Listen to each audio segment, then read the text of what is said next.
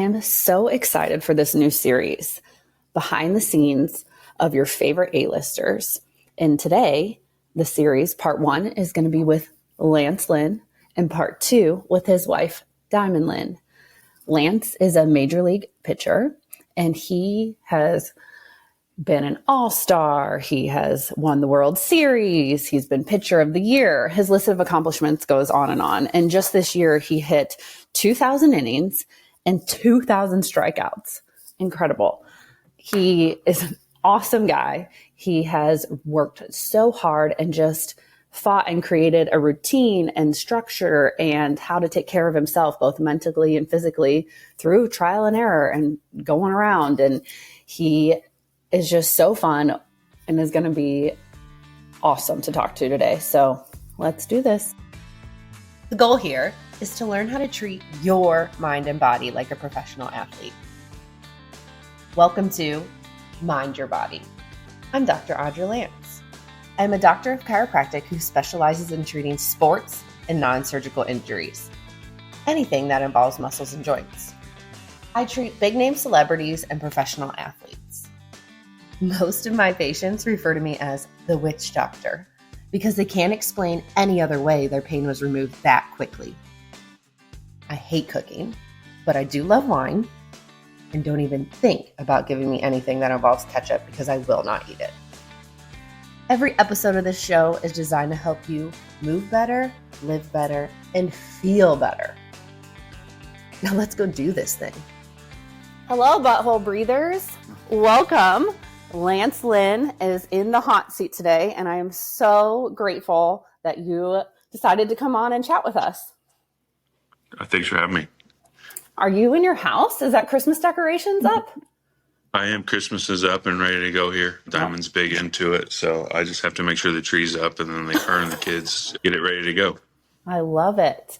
Well, if you're watching on YouTube, you can kind of see both of us and our antics, and we're just going to have a little conversation here. And this is a series where we're having both parties. So we're going to talk to Lance today and then his beautiful wife tomorrow. So we have some of the same questions for both of them. And just so you can really see what it takes to be at an elite level to perform this way. And we're going to talk about the perks and then the dark side and all the things in between. So first, luckily I know you a little bit, so I have some good questions for you. But there are some things like people, I think you eat, breathe, sleep baseball, but you do have other interests and hobbies besides that. So, yeah, you do. You gotta get away from it a little bit. My husband loves to hunt, and I feel like I'm like Diamond. I'm like, oh, another hunting trip, or oh my gosh, it takes up so much time. What is your favorite thing to hunt?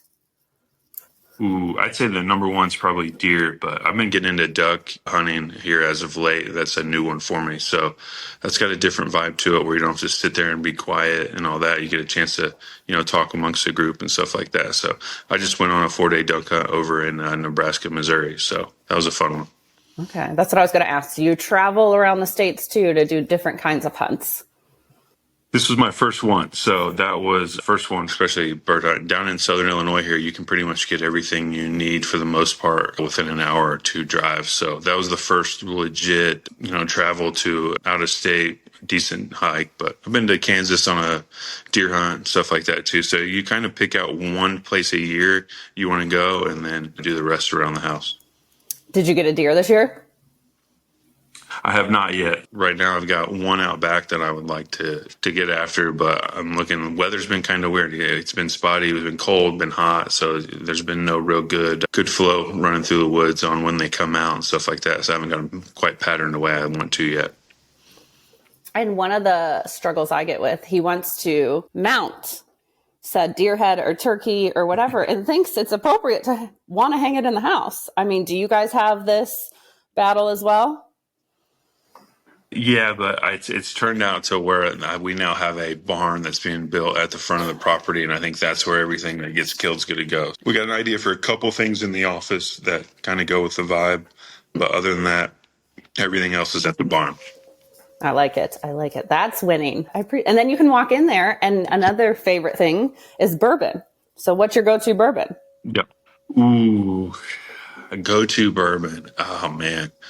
I'm going to tell you I've been on, I'm saying the last one I really liked.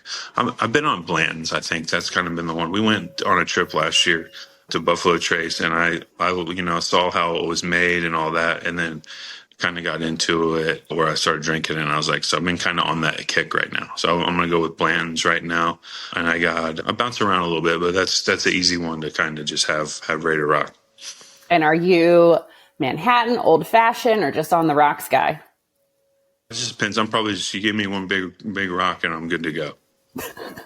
Perfect. And is Bland's the one where they have like you save the lids and there's like horses or something and it's supposed to make like a pretty centerpiece, my husband keeps telling me. So you save all the tops, and then each top has a different letter etched into it, and you can spell Blanton's with it across the top too. So they give you some keepsakes too, just to make it worth your while, I guess.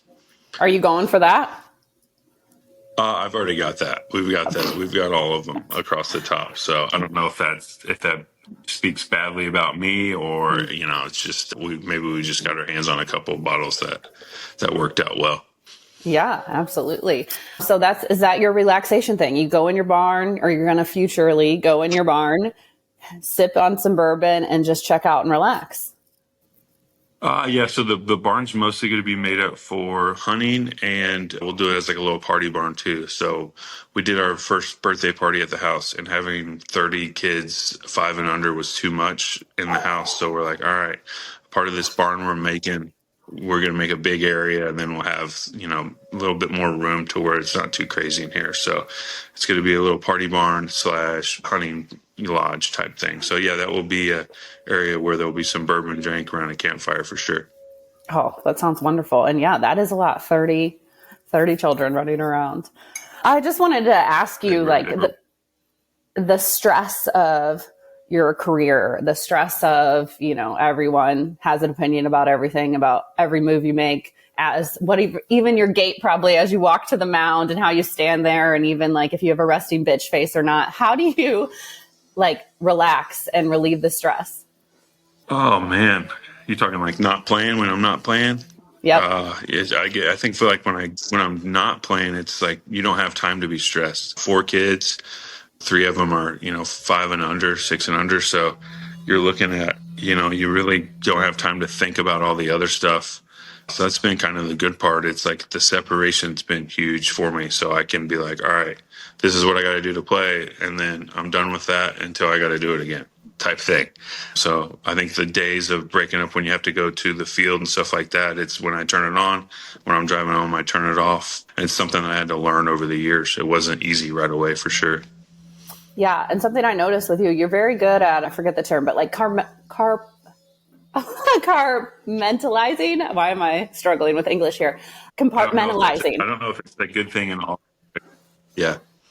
And did you, was that something how did you come about to be able to do that? Like, what are some of the things you're doing inside of your head actively that makes you so good at that? I don't really know. I never did too much there's all kinds of people that help you visualize this and that. I was never had any of that growing up or never did anything. It was just like I learned to just turn things off when it was time to turn them off. And I don't know if it was just like something that happened natural or like it just grew into me. It was like, hey, it's time for this. That's all that matters. It's time for this. That's all that matters. And over the course of like growing into it and stuff like that, it was, it's like you get into a big stage or this and that, and everyone's like, what do you hear? This and that. I was like, nothing. I just pitch. And it's not anything that I trained myself to do. It just happened over time and doing things. And then I always went back and looked back at things to figure out how I do them better the next time instead of, not thinking about them, this or that. So it was like, oh, hey, next time when I'm shutting off, I'm shutting this off too. It's like, and then it's time to let this go. So I don't know. I guess it's just over time I've learned how to block things out or just not pay attention to it. I have the ability not to hear things. And sometimes that gets me in trouble at home. So it's just, I can turn it off pretty quick and just do what I want to do. Yeah. Selective hearing, as they say. And at home, how important is it to have such a support system and a supportive partner. And like, that is a role I don't think people stress enough in this industry, whether you're, a singer, an athlete, a celebrity, a high powered CEO, but that's a huge deal. And like, can you shine light on how important that is and how you guys make it work? No, I mean it's amazing because people don't realize it's like we get all the glory because we're on TV or we're performing and this and that. Like the amount of things that have to be done, whether it's kids, school, all the things that parents that are able to work together daily. My wife has to deal with that all pretty much 8 months out of the year on her own, and it's just crazy to think about this lifestyle, and you wouldn't be able to have a family, you wouldn't have the things that you're having without a partner that's able to sacrifice the way she has, not only for our family, but for our kids and everybody.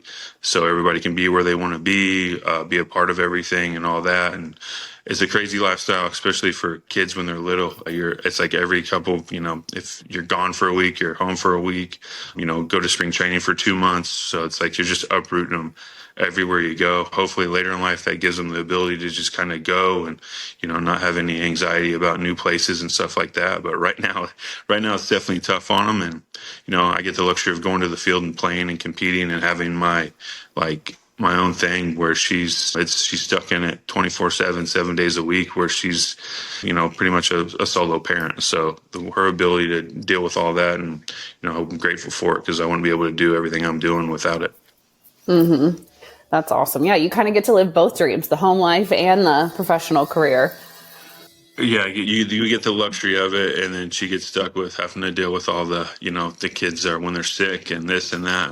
I get to go, hey, good luck. I'm gonna go play. Yeah. And so how do you make you and her a priority? Do you guys do regular date nights? Like how, especially in season and out of season, how do you because we obviously know family is super important, but you and her are the united front, the team, everything. So you have to prioritize yourselves. We've changed it up here and there. We try to make sure during the season she'll do some trips where it's just her when we go on the road and stuff, just so we have that time. She gets to see some nice things. We stay at a pretty nice hotel, so spa days happen and stuff like that. So that's time for her to kind of relax too. We try to, at home in the off season, you get in the rhythm of school and everything you gotta do.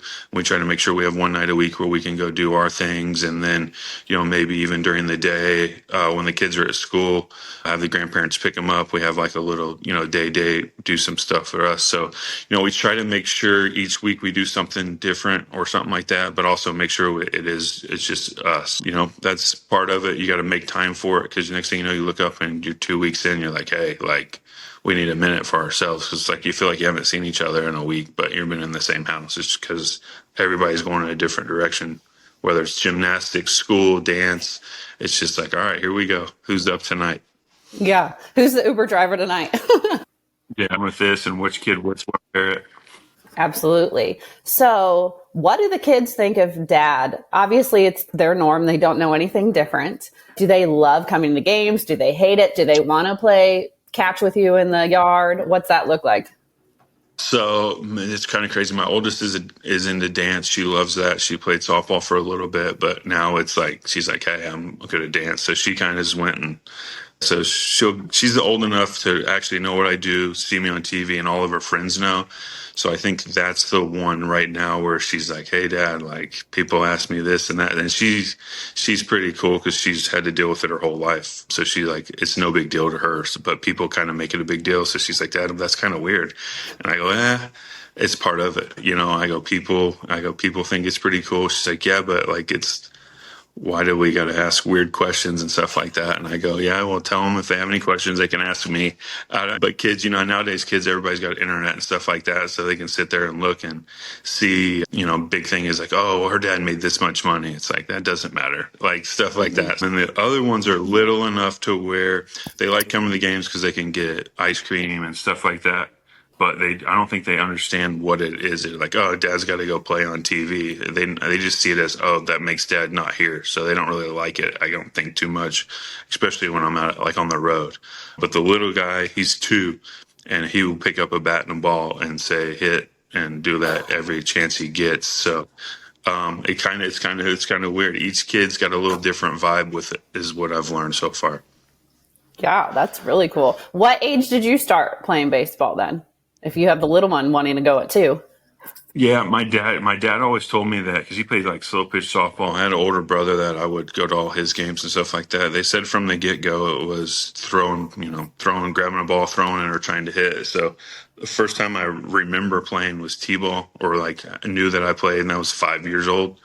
So, but I think early on, they said when I was at softball tournaments or my brother's baseball, football games and stuff, if there was a game, I was trying to get into it with all the other kids. And that happened from a young age, they said. Oh, that's awesome. And when did you fully start pitching and throwing lots of reps? Ooh, I would say at like 10. I mean, pitching stuff starts when you're 8, but when you like really figure out, hey, like 10, 11, 12 is when I kind of grew into it. And I always played first base and hit all the way through high school, but pitching kind of really took over in high school days and in college. So once I went to college, I pitched only. That was when it was, I think, 13.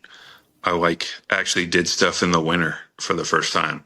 I like played all summer, played basketball and football, but it was like, hey, you're going to go to this pitching class in a couple times a week to work on stuff and all that. And then that's kind of how it kind of happened. So up until 12, it was pretty much just, as my dad always said, is like, that's as much as I can teach you. And then 13 on was like, we had coaches and people that, were like academies and stuff like that is when we started going. But until then, I never really went to anything. I just hit in the cage, threw with my dad, like played.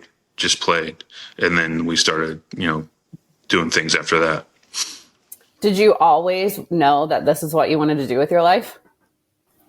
Yeah, I think so. Everyone asks like, hey, what did you want to do when you're growing up? I think when I was 12, 13, I got lucky when I was 12. I played in the Little League World Series. So early on, I had some success. So when you like feel that, you see it. And I also had some failures. At 12 years old, I gave up a walk-off grand slam on national television in front of everybody at the League World Series. So like I had like my first sense of failure probably at the greatest place that most kids ever get. Like, and then I was able to go to college and then play in the major league. So it was like from early on, I felt that high, but I also felt like, hey, how much it could hurt when you don't succeed. And then it just kind of built. I always built better off my negatives than my positives. I think it was something I was raised. It was like, hey, that was a good game, but if you rest on it, they're going to get you. And then when you have bad games, you got to figure out how to get better, how to not let them happen again. So bad games are going to happen more than the good ones. So you got to figure out how to get through those ones. So I don't know. It was early on. It was like I didn't like losing. I liked winning, and then when I lost, it pissed me off, made me work more. So it was kind of one of those things where it just kind of happened, and I didn't think about anything else. It was, hey, I'm going to do this. This is how I'm going to get a scholarship because I couldn't afford college, and this is how hopefully I can make it to the major leagues. If not, at least I got a scholarship out of it. It was kind of my idea. Yeah, that's awesome. I truly think when you fail is where you grow the most, or when you're injured. What can you learn about that, and how can we get you better than you were before you got injured? Which, can you talk about? I know you've had your handful of injuries. What are some of the biggest ones where you've learned the most in your career? I would say they kind of they come in phases too, the injuries too. So I think each one of them create a different thing that you can learn. When I hurt my elbow originally, I was in my mid to late 20s. So it was like getting that point to where it was that was more of a, hey, I had a year off. I couldn't do anything. So it was like, that was when you learn how to do everything else. Cause up until that point, it was like, hey, I'm just going to work out and play. There was no therapy. There was no massaging. There was no dry needling. There was nothing back then. So it was like, once I got injured and all that. And then I was like, hey, I had a hip problem. I had this and this, and I was able to really concentrate on other things because I couldn't play. And then I was able to learn my body in a weird way.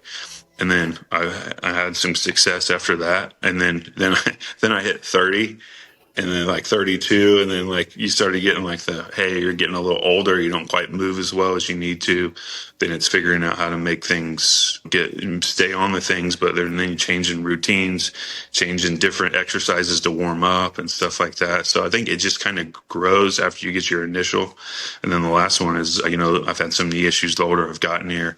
And then you have different, like a lot of my thing is I'm a bigger person. So it's about strengthening everything I need to do in, certain spots. But if I don't stay flexible, it just puts a lot of pressure on certain things. And, there's things that you don't even realize that get tight in certain spots. Do you wish you would have started like doing body work, activation, all this stuff you're talking about, strengthening a little earlier? Do you think that would have been more helpful? I do. I think that you're like nowadays I see a lot of the guys that they show up at, 21 years old in spring training, and they're doing the things that I never seen before, like when I was their age. So I think that it's just a lot of things is how far it's come and how much it was kind of, hey, back in the day it was, do some high knees, do some gate openers and closers, and let's, circle our arms and let's go play catch. Now it's like, you have 30-minute, like, hey, here's your reset, here's your this and that, here's your daily, and you're like, oh my goodness, I got a 30-minute workout before I just go play catch. So it's kind of crazy to think about that, how far it's come. But yes, I would have loved to have known some things. I always tell myself, man, if I would have known this when I was younger, I would have been this way better. But it's like, I've had a pretty darn good career, so I think it worked out the way it was supposed to. But yeah, it would have been great to not hurt as much early on in my career. But it also made me tough, I guess. So I don't know.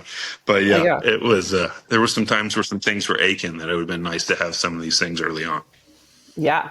And I mean, being tough is a thing, especially in your world or any professional athlete world. And I don't think people talk about that enough, because it's not only physically tough, like you're going to hurt a lot of the times, especially depending on what sport you're at, but also mentally tough, because like you said, you're on a big stage, everyone's watching. And I'm sure social media, was social media a big thing at the time, but either way, like people blow up and have their opinion about you and everything else. Like how do you deal with all that being tough? Well, I mean, I was taught a long time ago. It was easy. It's easy for me because I didn't have like anything else. So it was like, hey, how you feel today? I was like, well, I remember coming back from my Tommy John. I was like, they're like, hey, how's it feel? I was like, it doesn't feel great. They're like, well, you had surgery. It's never going to feel great again. I was like, cool. I was like, then I told myself, it's like, hey, don't think it's going to feel good. We're done. And if you want to play and you want to, do this thing, you just have to deal with it. So that was like, okay, it doesn't feel good. Who cares? I'm dealing with it. And then it's just like, that's the mindset I had is like, all right, I love to compete. And if I can physically do it without breaking, I'm going to do it. Sometimes I do it and break myself, but that comes with the territory at times. I think physically, mentally, it was like one of those things where you learn.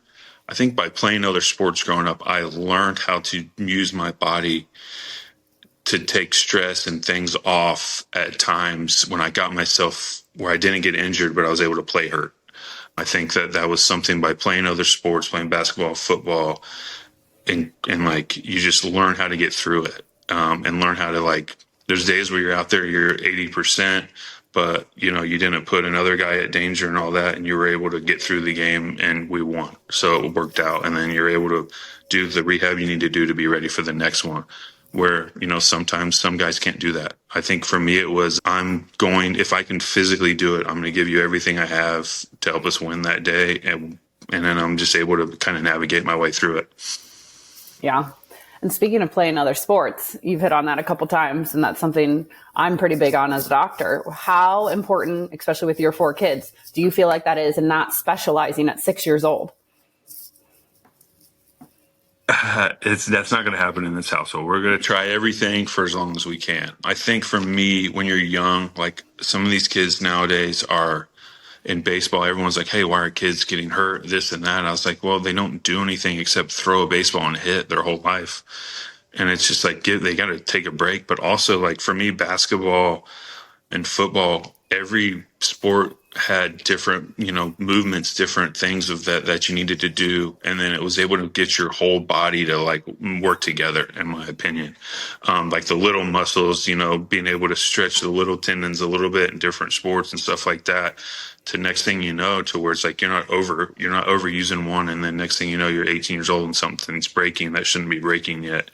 And I just think it's good for kids. The differences in all sports, mentally and physically, are great to make you well-rounded in all aspects. So whatever sport you do play, it's like, hey man, this is, in football, I had to deal with this when I got a stinger, and then I had to stay on the field. Like, okay, yeah, in baseball, when you dive for a play, get up, get ready for the next ball. Most likely it's not going to come to you, but like, you just learn to kind of like, oh, that hurt a little bit, let's go. So I think it's just good, obviously you don't want to play hurt, but it's, it just helps you. Basketball, when you like running them down the court and stuff like that, that's just good. It just helps your body move and stuff like that. And baseball has a tendency to make you unathletic. I find that the other sports help you stay athletic, and especially if you just pitch. If you just pitch, you are going to get unathletic. It's just like, and then there's some really good pitching athletes, but I guarantee you they played other sports growing up and stuff like that. So I think it really helps you for the long haul. And then pitching, you like playing other sports, you're able to like, when something's bothering you that day, you're able to like use your other things to compensate for it. And then that's how it's helped me throughout my career.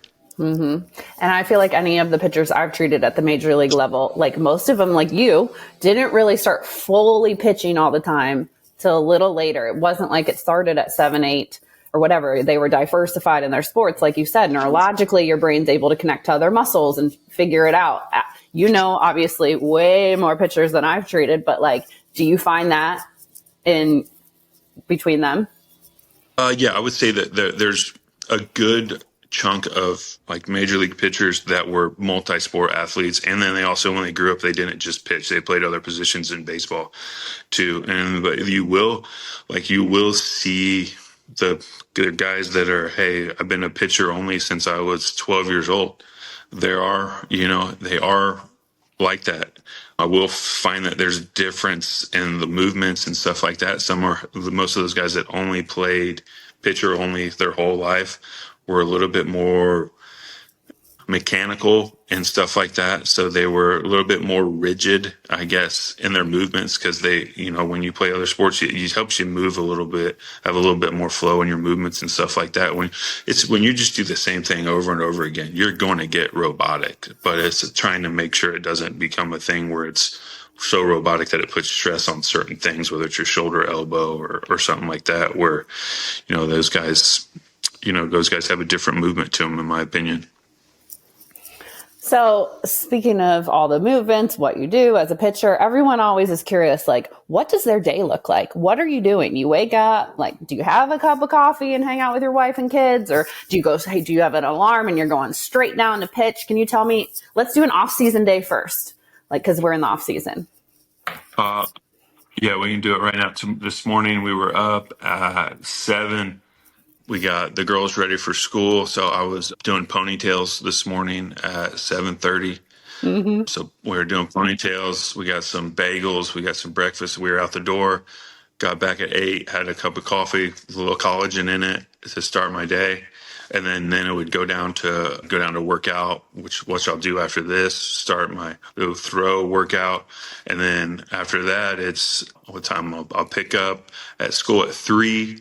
We got gymnastics tonight, dinner, bed by 8, do it all over again. I love it. That's kind of how this goes this time of year. And how long is like your workout and your strength routine versus like mobility? And then how long are you pitching? So I would say, my first 30 minutes are the stretch and mobility routine, which I've got it down to kind of like hey, this is my daily warm up, even if I'm not working out or throwing that day. It's just like kind of I'm going to go down there and I'm going to do it no matter if I have nothing to do today. And then I'll go into my throwing after that. So it'd be 30 minutes. Then throwing's going to be, right now it's kind of light because at this time of year it picks up as you go, but be 20 minutes of throwing and stuff like that, of kind of concentrating on that. And then after that, it's 45 minutes of your workout and all that. And then the last 20 is cardio. Okay. So all in all, you got about 2 hours, 2.5 hours, depends on how long your throwing stuff is that day. So it's usually a good 2 hours. And do you have a rest day? I kind of, it just kind of depends. You do. I kind of build it around what the kids' schedule looks like too. So if I know they don't have anything to do that day, that's my day. So we can go do family stuff. So usually I go 2 days on, 1 day off, 2 days on, 1 day off. So it kind of works out to where it's Wednesdays and Saturdays. And then Sunday's kind of just we do our stuff, but I'll go down there and get something in cardio wise Sunday just to kind of get ready to not have 2 days off going in back into Monday so I can keep moving. Mm-hmm. That's good. Too many days off, the order you get, things start wanting to not work. Yeah, a body in motion stays in motion. What about in season? Right. Can you give me a sample of in season? Yeah, so I mean, the easiest way to explain in season is the 5-day routine. So usually games are usually at 6 or 7 every night, so that means you're getting the field at 1 to 2 every day, right around there, and so you get there. If it's start day, you show up a little later. So I'll go start day. You start, you got all your stuff. So you got your 30-minute warm up just to do all that before you even, go out to throw and throw bullpens and all that. So my routine starts an hour before I have to be on the game mound and ready to go, which it just depends. As the season goes on, it gets a little longer. You get a little help from the training staff, and you have your pre-work before you go do your stretch, whether it's having somebody get your body moving, help you get some things going. So you have that. So that's a 20, and then you got your 30, and then you got your stuff outside. And the day after you come in, you do your correctives, you get movement and all that. And then for me, I like to hit the bike or elliptical for 20 just to kind of start the flush process. And then I do a full body workout to help kind of everything, which is not as heavy. It's more movement pattern and really kind of getting into the areas that I need to make sure they stay flexible. And then the next day I'll do a little bit more of traditional lifting, whether it's, it's still a full body, but your normal, hey, I got some heavy stuff, whether it's squats, your push pulls, your just your whole, and then the next day I have my movement pattern again, but it's more of and then that's after my bullpen, and that's still lifting full body, but it's lighter reps, kettlebell stuff, a lot of different stuff to keep your body moving. And then the next day is just some light cardio to get ready for the start the next day. So, and then all those days have the 30-minute prep, and then you have your, all in all, it's about an hour and a half a day on each of them, maybe 2 hours on your heavy lift day, because you're just going to need a little bit more rest time in between sets. Absolutely. And how important to you is that routine that you have nailed down mentally and for the stress component and even emotionally for any anxiety, any nerves, any frustrations? Is that when you really buckle in and let it all go?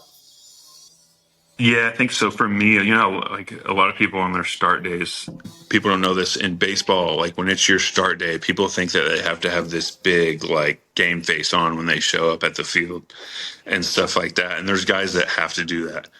I'm not that person. I like to come in, I'm going to have lunch, I'm going to say hello, I'm going to joke with teammates a little bit. But as my day starts progressing to getting my prep work done, that's my time when it's I start to click it in. So it's even if you don't feel good that day, it's when you start doing your prep work, your body's going to start feeling a little better. And and then the adrenaline starts kicking in and you're so for me, it's kind of, it just helps me build into my build into my start. So, and I know when to start because of, hey, I'm getting ready, instead of all day sitting there being oh, I got to start tonight. Next thing you know, you're the clock hasn't moved in the last 2 hours. So for me, it's no, I'm not worried about the clock until I need 50 minutes before I got to be outside. And then once it hits, it's see you later. And then everyone knows hey, he's done talking today. We'll see him after the game. You got to put that resting bitch face on. Don't talk to me. Yeah, it gets you get everyone. They joke with me because it's like, hey, you're having fun. Like, I mean, I'm giving guys a hard time, this and that. We're having fun. We're, I'm getting guys going, and then they're like, we can tell. Like, it's like you go, and then like it's like your eyeballs are like, all right, he's ready to go. That's true. But I think it's easy. My teammates like it because it keeps them a little like when you see a guy like zoned in all day, you feel like you can't be yourself around them. So they're like, man, it helped some of the young kids. They're like, it helped us relax a little bit throughout the day, and then know that hey, we can be normal, we can have fun. But it's like when we going, it's like we're trying to get to here. We don't have to be here all day. It's like let's take our time getting there because we don't need to peak too early in this day. Let's peak at the game time. Well, especially because your game, the 7 o'clock games, like that's a long time to be on and ready. You got to have some fun. Like having fun needs to be part of it, right? If it's too like no fun. No fun. How important is nutrition to you? Like, what are you eating on game day? So that's something that I definitely had to learn over my life. I eat whatever I want most of my life. I've learned that the older I get, it's like, okay, I can't eat that. Whether it's like, where you're out there, you're like, man, burping up pasta and you're like red sauce, heartburn. You're like, what was that? When I was growing up, when I was young, like I said, I could, go out and eat pizza the night before and go throw 100 pitches and throw 98 miles an hour and everything was fine. The older I get, I was like, man, I got heartburn now just after eating one slice and I don't even have to pitch tomorrow. So it's crazy how much it's changed over the course of my career.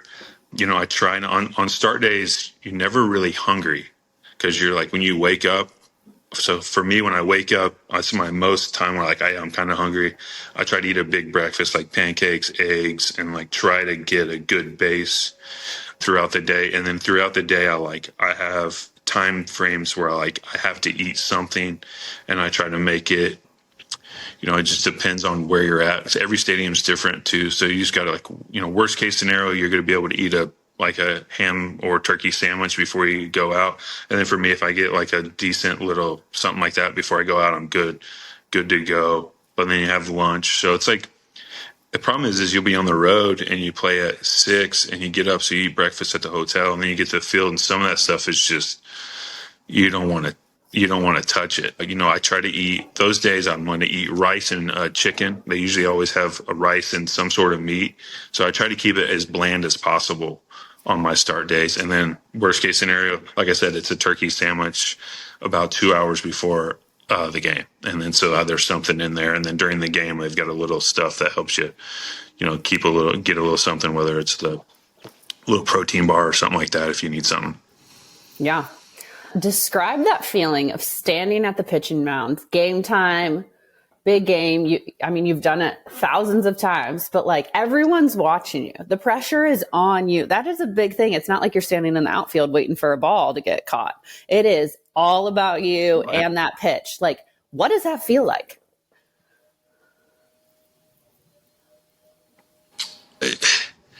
Over the course of my career, it's it grows a little differently. There's nothing like throwing the first pitch of the game. It's like, hey, nothing's going to start until I throw this thing.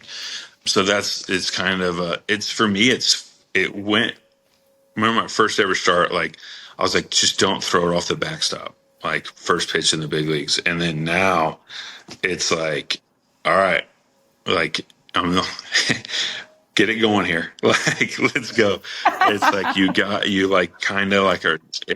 I don't know.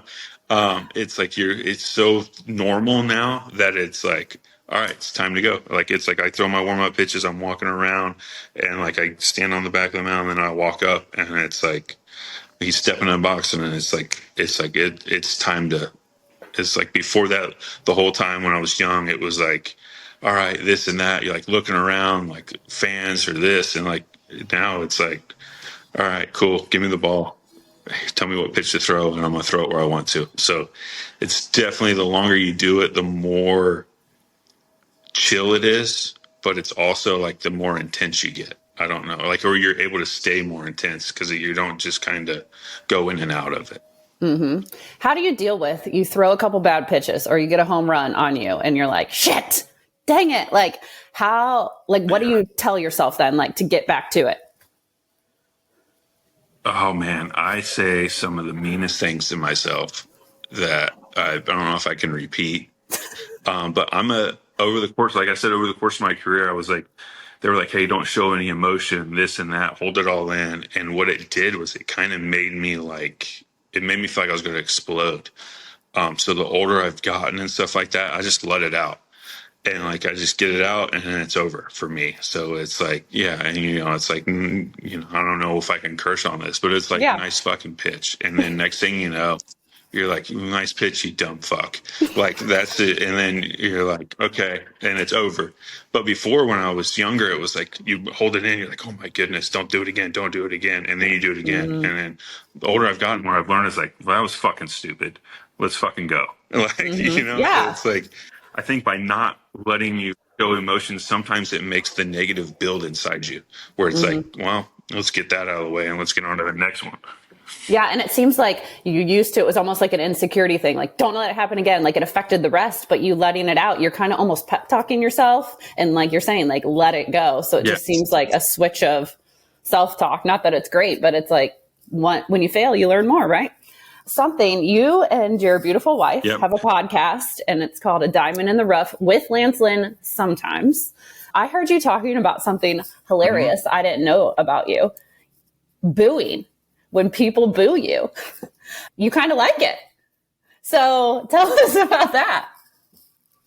I will. So usually the booing comes when you're on the road and you pitch well. So usually that means like, hey, we just whooped your ass, or I'm whooping your ass. So you like the booing, and in that sense, I have gotten booed at my home stadium a few times, and it's like, hey, I fucking deserved it. So like, yeah, you're right. You're not wrong. So, but if 98% of the booing comes when you're the road team because you're whooping their ass, then yes, you love it. You just don't want 98 of your home fans booing you at all times.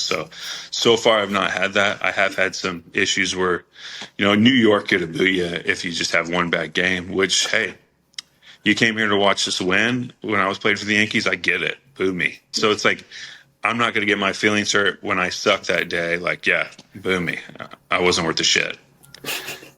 That's just, because you're using it as a motivational thing mostly too. Like the away team, you're like, yeah, I'm doing good. Watch me. What stadium? And the home team, you're like, man, I don't need to suck like that again. Right, exactly. What stadium is your favorite to pitch at? Ooh. So I like pitching in St. Louis as a St. Louis Cardinal. It's kind of like it's home. I will say pitching in, you got New York and LA, Yankees and the Dodgers in the playoffs. Like when you're the road team in the playoffs is like cool because they can hate you. Like there is like when you're warming up, the shit they would say to you and stuff like that. And I'm like, all right. You just, and I was like, the things that people would say to you standing above you in the stands, but they would never say to you when you're looking down on them face to face, is hilarious. But like those stadiums, like it's fun. It's fun to go in there and it's fun to beat those teams, but those teams are hard to beat too. So I think it's like, I really like playing there, playing against them. I like playing there as a home player too, because it's just an atmosphere. But, the most success I've ever had in a stadium and the most like home feeling is St. Louis. So I've got 3 places I really like to pitch. Yeah, I like that. Well, you can have more than one. And speaking of that, St. Louis, you won the World Series with them. How was that? That was really early on in your career. Like that had to have been a wild roller coaster of starting so high. It's crazy. You look back on it now, like I'm about to go in my 15th season. Win a World Series in your first one. I was young, and then you just assumed. And the next year we went to the championship series. Next year we went to the World Series. I was like, oh, this is what it's like. I'm going to do this forever. And then I haven't been back to an NLCS or a World Series since 2014, I think. So you're like, man, I would really like to do that again.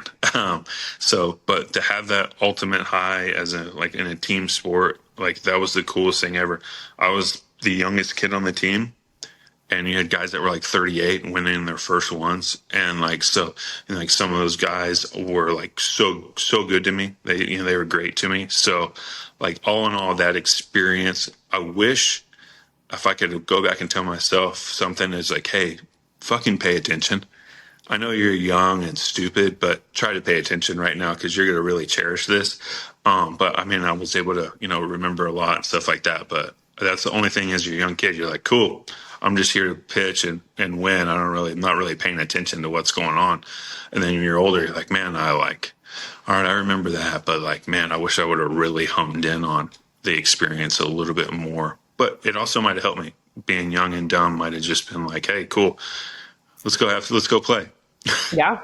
Yeah. Having fun's part of it. And like, that brings up another question in my head. So you've been an all-star, you've been pitcher of the year, you won the World Series. Like, what award, I know you don't love talking about yourself, but like, what award, like, did you actually feel you absorbed and you felt that high and you kind of celebrated it and you weren't just like on to the next?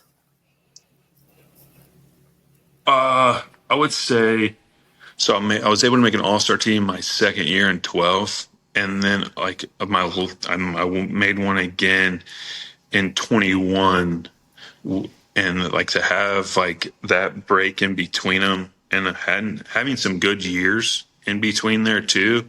And then being able to get back there and like kind of be like, hey, I've not gone away. I just, and all-star games are kind of weird, especially for pitchers, just how it lines up. A lot of guys have good years, especially the first half.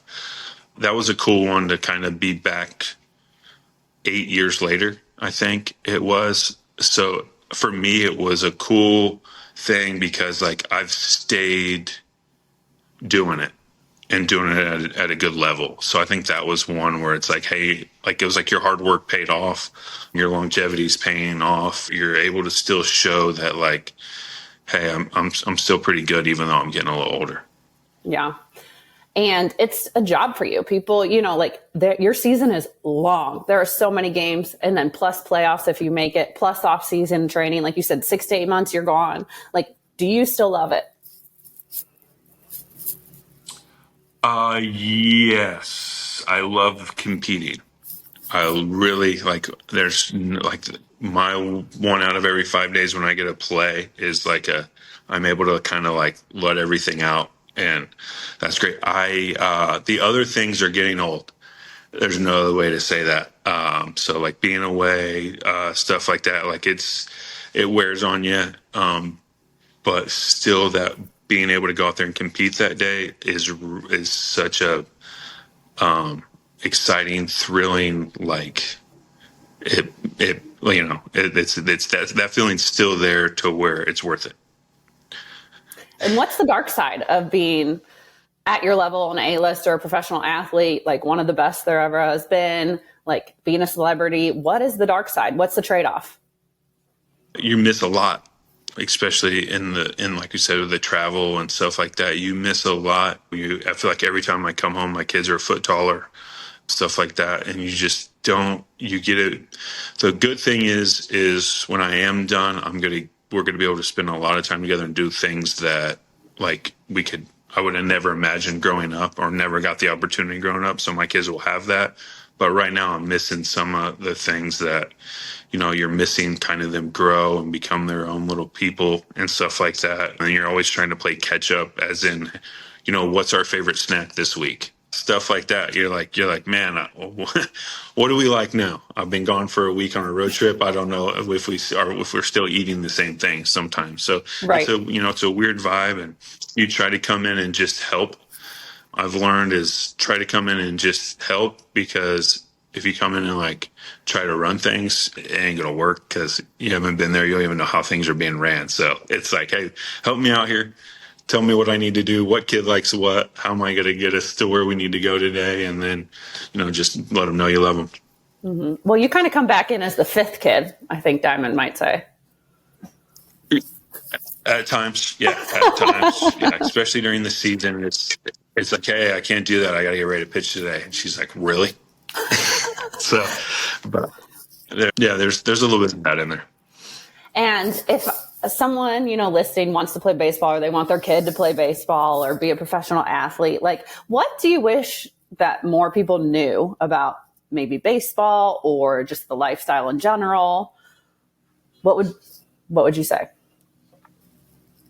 For me, I want every kid to have the dream. Like for me, this was I'm living my dream as a little kid. So, but like in the course of that, you're going to have dreams, you're going to have things that you like to do, but don't forget to be a kid and to have fun doing other things, because that's what makes you whole. This is just something you do. The other things in life are things that are able to make you whole, give you friendships and, things that you wouldn't dream of. So I would say, obviously, chase your dreams, chase your passions, work hard, do all those things, but don't make sure you have other things to make your life whole, because those are the things that is what it's all about. Like a lot of my friendships and stuff like that have come from baseball, but it's also like, I still have friends from when I grew up and stuff like that, because I played other sports and I went to other things and stuff like that, where it makes it all worth the while by having the ability to have a lot of different stuff going on in your life. I will say that that's probably the best thing I can say is enjoy it and all that, but it is just something it's a dream. So chase it and have fun with it, but don't forget about other things while you're chasing it. I think that can apply to everyone. Like, I need that reminder too, like that's really good. I love that. I think people get locked in, right? You get locked into certain things and then you forget that you still have to be a human and have, relationships and stuff that are outside of the dreams and things that you're chasing, which makes those things when they do happen even better. Mm-hmm. And you've always been like a leader on the team, just because I feel like you're really confident and know who you are. Like, you're funny, but you also kind of do your own thing and have figured some things out yourself. So what advice are you giving to some of these younger players when they come to you? So it was becoming a leader is a weird one. It's kind of one of those things. When I was little, I wasn't a talker. I wasn't big. I was a quiet kid. I was like, hey, I'm going to go do this. And like, I'm not going to speak and stuff like that. So I've kind of grown into the ability to talk and help people out. So I think it's by being quiet early on in my life, I listened a lot and I observed a lot. And there were things that teammates and this and that, guys that thought they were leaders, that I didn't like. So and then everybody has their own way of leading too. So I would say the number one thing for me is there's not one way to do anything. Everybody has their own way. They were trained a certain way. They have their own mindsets. So my big thing is actually getting to know the person, to know how they think. So then I can actually have a conversation with them. Because if you go to someone and tell them something, they might not even have the same terminology of pitching and stuff that you do. So you need to learn their terminology so you can actually help them with certain things. And what I've learned is they've helped me in return by just having conversations. So starting conversations, asking questions, getting to know people, and doing it on a personal level. When you have on a personal level with people, then it helps the leading process, because they actually think you're there for them, instead of being like, hey, I'm older than you, you listen to me, do what you're told. That ship sailed, especially in professional athletes. And I was a problem with that when I was coming up. People were like that to me, like, hey, you need to do this. And I'm like, I'm good. Appreciate you. I'm going to do it my way. So by me being a little bit of an asshole growing up, helped me with people that are similar to me coming up too. Is like, hey, you don't want to be told what to do. You're a grown man making millions of dollars. You don't need a guy that just because he's a little bit older than you telling you what to do. That's let's be buddies, and we can both like keep each other accountable. And then that's the way where you can break through to people. No, I love that. And what do you wish you would have known when you were younger? Like, you wish you would have figured out a little sooner, or someone would have told you that you think you would have listened to? I think they all told me everything that I should have known. I just was like, I'm going to do it my way.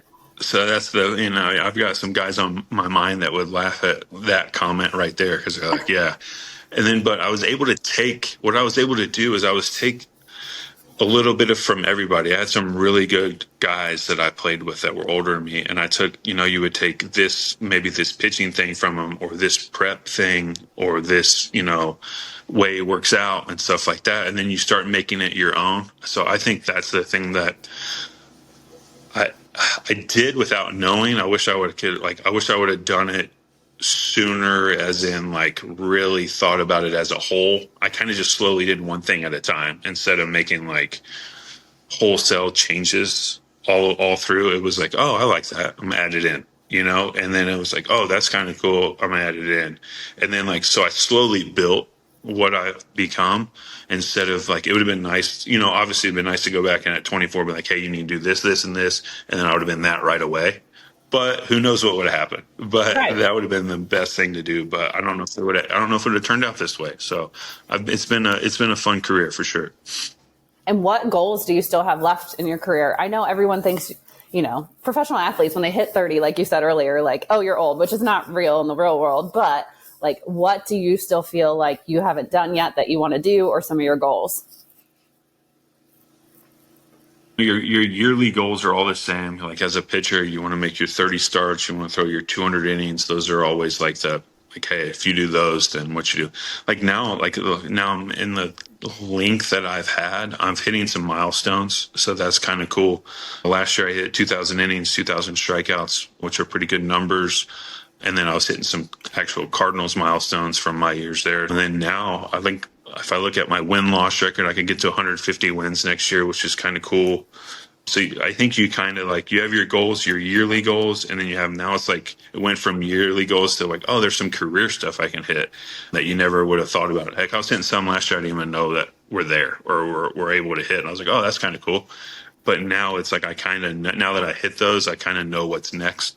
So for me, the next one is wins. I could get to 150 wins this year, which would be awesome. To play, 15 years and have 150 wins, that's winning at least 10 games a year, which is hard to do. And I had a year off from surgeries and stuff like that. So all in all, I've averaged more than 10 wins a year. So that would be ideal. That's the one this year, career-wise, I would say, that's out there. I love that. Wow. How many games have you played?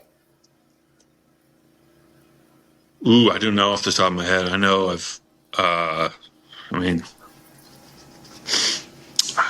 you're looking at 300 probably starts or more, maybe more than that. And yeah.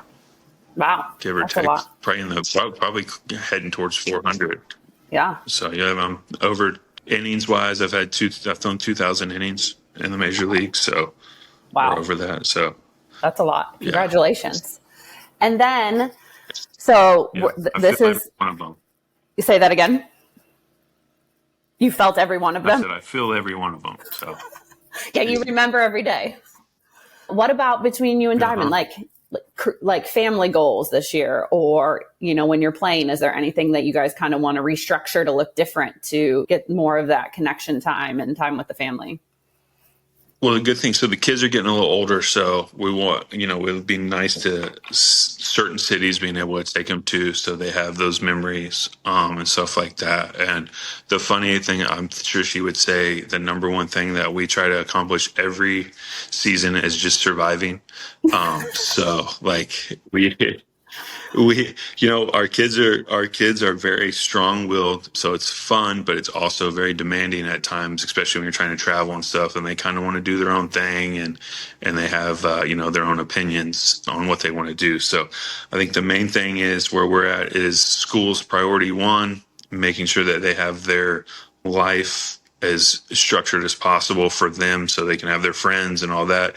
And then when it's time to travel for wherever I'm at, being able to experience that city, being able to experience some road cities, do some fun touristy stuff like that, being able to have those memories, have those pictures. So when they're older, they're like, we don't get to go anywhere. But like, yeah, but you went everywhere when you're younger, so you have nothing to bitch about. I love that. And strong-willed, kind of like mom and dad.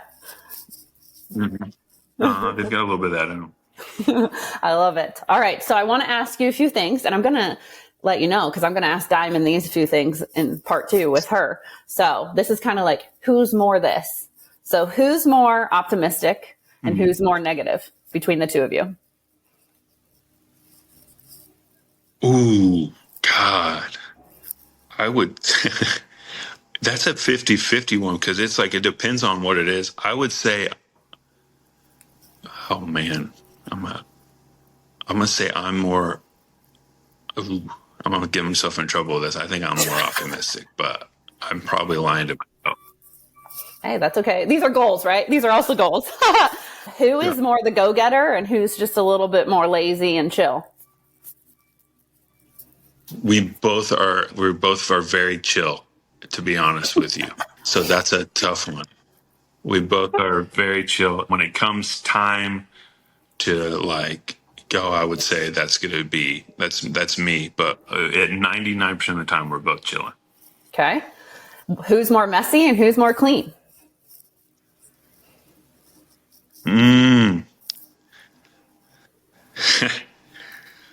I would say I'm more clean, but it's not so much clean. I just kind of like hide my stuff better, I guess, is the easiest way to say it.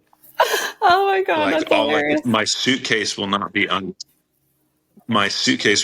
unpacked, but it won't be like open on the floor with clothes everywhere. So I look cleaner, but it's just a full suitcase, like in a corner, not Oh my unpacked God. at all or like clean. That's awesome. Who it takes more time to get ready? Definitely her. Yeah. Who makes Definitely. most of the decisions? I'd say that's 50-50 on that one. We got a pretty good flow of things. Like I said, we're both pretty easy going, so there's no like, it's like when we got something we want to do, it's pretty 50-50. Okay. Who's a spender? Who's a saver? Nobody.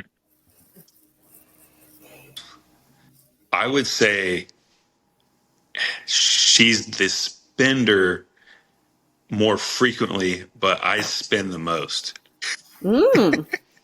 That's fair. Like when you know you So really want something.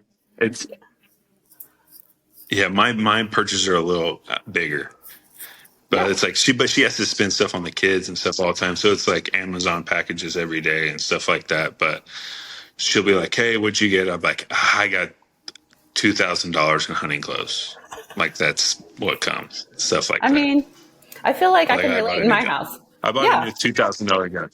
Yeah. I bought a new $2,000 gun. I haven't bought anything in weeks. Oh Yeah. yeah. So, I know. And I'm like, I don't really want to know what that costs. That's what I tell my husband. Like, I just don't need to know that. What about it even. it does. It does. What is your favorite like baseball chant? Either little league or pro or whatever. Like what comes up in your mind that you're always like humming to yourself or singing, or maybe you and the kids kind of do? Like when I was growing up, like Take Me Out to the Ball Game, like that song probably is the one that hits the hardest. I would say like it reminds me of my youth, like playing little league tournaments and stuff like that. I would say that's it. You don't hear too many chants anymore, but I haven't been to a little league game or tournament in a while. But yeah, No, I like that. And what's on your radio right now? What are you listening to? Like who's your favorite that you're having on repeat right now? Singer wise. so I have Spotify, and I was driving back from hunting camp yesterday, and we put it as like a AI DJ. Now I was like, all right, let's try this, and it says your most listened artist to last year was Morgan Wallen. So that was an easy one for me because AI told me yesterday that this. So I've heard the most this year. Oh my gosh, I love yeah. that. Okay, so we're some more. So you're some country. Right, That's cool. Good to know. And I want you to tell the story of how y'all met, you and Diamond. So I did a baseball camp, actually where we live now. I have a friend that I've known since I was little in Indy. He moved over here and wanted to do a camp, and I was playing in St. Louis at the time. So I was like, cool, come down and help. We spent the weekend down here doing camps for kids. Her little brother and his friends were there. We went to dinner with the owner and all that, and then kind of some people from town were there. And it was her mom and her stepdad and her brother and all that. And then her mom's like, "Hey, are you married?" I was like, "No, I'm not." And then like 2 weeks later, well, she's like, hey, well, this is my daughter. I was like, okay, cool. And then 2 weeks later, they were up in St. Louis for a Red Hot Chili Peppers concert. And they were like, hey, we're here. I went and said hello, met her that night, and then been talking ever since. I don't think there's been a day we haven't spoke since. So it's kind of crazy how it worked out. But her mom, as I don't know, she'll say it differently, but her mom did the introduction, but she would probably say her mom hoed her out. I don't know what she would say. So, but yeah, that's how it went down. Oh, don't worry. We're going to ask her. So what was it? I love this story though, by the way, and knowing her, it's hilarious. What was your instant this chick's cool. I want to keep talking to her. What was it about her? I think the funny thing about the whole thing was she could give two shits who I was, could not care at all, wasn't a baseball fan, wasn't anything like that. So she's kind of a shit talker. So it was kind of we were having a little back and forth, smart assing each other and stuff like that. And then it just kind of we were just, over the course of just texting and talking, it just kind of grew. I think at first it was it was just kind of fun banter, and then it just kind of grows like that, where it wasn't you're a professional baseball player, I want to talk to you just because. It was she could care less that I was a baseball player. Mm-hmm. That's awesome. And she's hot, and she's funny, and she's sweet. There's so many different things about it. Yeah. And then, you had those top of her being a smart ass. It was good to go. You're like, this is the one. I love this. What are you thinking of podcasting? This should be fun. Yeah. What are you thinking of podcasting so far now that you guys have your own? It's interesting. I've never been, I've done some shows and stuff like that with on the baseball side of things, just talking, being a guest and stuff. So I am not one to carry the whole conversation. So I was like, I don't know how this is going to go, but that's her thing. So we were good there. So I just jump on and say some things here and there. It is fun. It's cool to it's cool to talk to people and ask questions and kind of, doing what we're doing right now. So, it's always fun to hear stories and reconnect with people that were your teammates in the past and stuff like that. And then for her, she's doing a little bit of that and a little bit of friends and family. So just a wide variety, and you can make it whatever you want too. I think that's the cool thing about it. And so she's doing a good job with it. And I just kind of come in and out wherever I feel pleased or wherever she tells me that I have to. So that's pretty much the main thing. So yeah, it's not something that, me, I'm not going to sit here and want to talk about myself for a long time. So that's not me, but I enjoy doing it every once in a while. Yeah, no, that's so true. I love it. And we'll drop the link in the show notes for people to come over and listen to your show and share it and all that, because it's really good. But before we leave, I wanted to thank you for your time, and it's always fun talking to you and hanging out. But what would you like to share with the butthole breathers that are my listeners? What is one thing you just want to put your message out? I wish you knew this, or remember this. It can be anything.